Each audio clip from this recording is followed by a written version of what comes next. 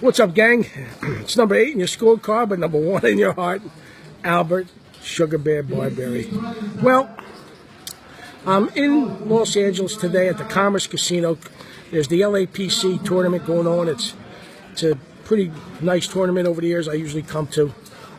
But I thought it'd be nice to sit down and talk to one of my poker friends. One of them that I know a long time. His name's Nick. He's a part-time actor and a part-time poker player.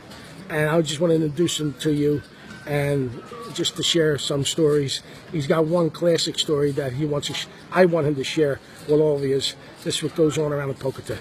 So here, everybody, here's my friend Nick. Hey, Nick, how you doing? Say hello to everybody in Philly. Hey, how you doing now? Nick, hey. I want you to share the story of how someone at the table, during your playing poker, that he was having a heart attack? No, he was choking on a piece of meat. Okay, good. Yes. Tell the story. So basically, this is back in 2004, and I was playing 24 stud, and Speak a little louder. I look in the corner of my eye, and I see this old man with his arm waving up, and he says, help, help, somebody help. And I see this chip runner running over to this tall guy. He's about 6'4", built like a horse, and he was choking. And I went over there because the guy couldn't do nothing. He was much smaller, and I see his eyes were bulging out. Right. It was blue in the face. He was literally going to die if nobody helps him. And I look and I see a bunch of security guards just standing, doing nothing but watching. So me, the kind of guy I am, I went over to him and I proceeded to do the Heimlich, which I've never done before. I've seen it done on TV. And the first time, nothing happened. The second time, the third time, I saw myself lift him up and then do, the pushing, and that piece of meat comes out of his mouth and lays right down on the table. So, everybody was congratulated me. Women that were playing 30-60 stud were crying. There was a lot of commotion. But that's half of the story, because the next day I come in and I'm playing that 30-60 that he was playing. And maybe 15 minutes into it, I had a hand, and so did he. And on 5th Street, the guy check raises me heads up.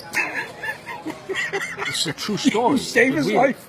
You saved his life the day before. Right. We got a drama the first day. The next day, a guy says, wait a second, didn't Nick just save your life yesterday?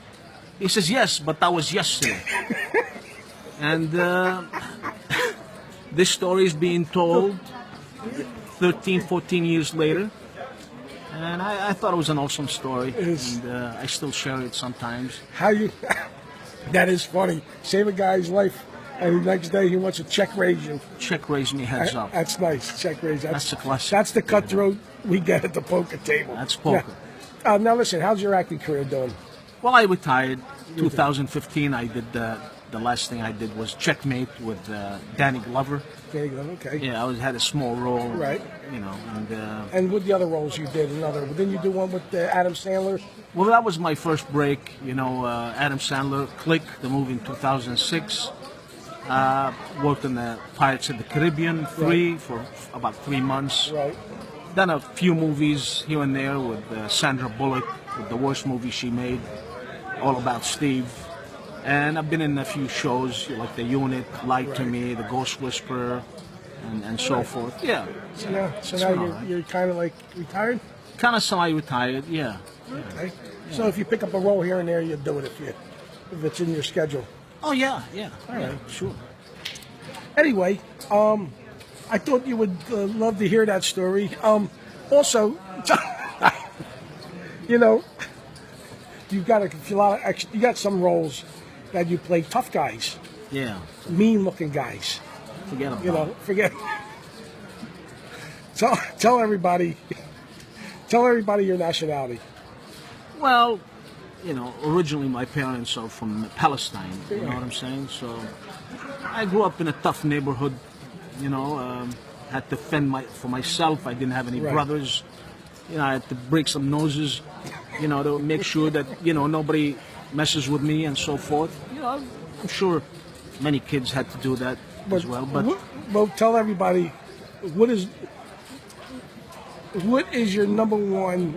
If you had a dream or request, you always say to me, "You wish you were what?" a Goomba.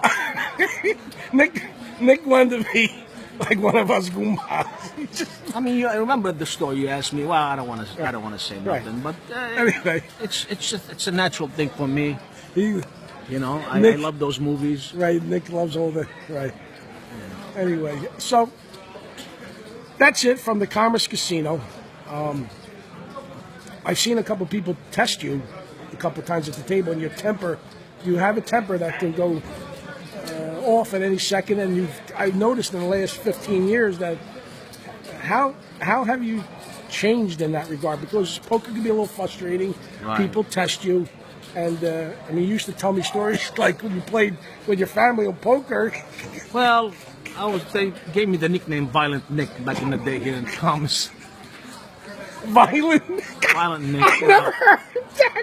No, Violent it's a Nick. true story. Okay, It's and behind my back because if I knew, you know what I'm saying? Yeah. But the thing is, I didn't change myself. Nobody can really. It was by the grace of God, Right. Jesus Christ, as Lord and Savior, Right. and He changed me. You know, things come out, you know, and I'm not completely, you know. it was so scary. At one point in your life, you were so scary. Like if you played poker with your family on a Friday to Friday, they'd be scared in between. I scared myself. You know what I'm saying? I can't. All right, all right.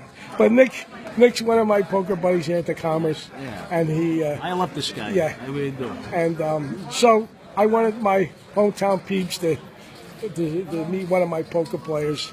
So anyway, I hope you enjoyed this little poker story from the Commerce Casino. All right, guys. All right. Arrivederci.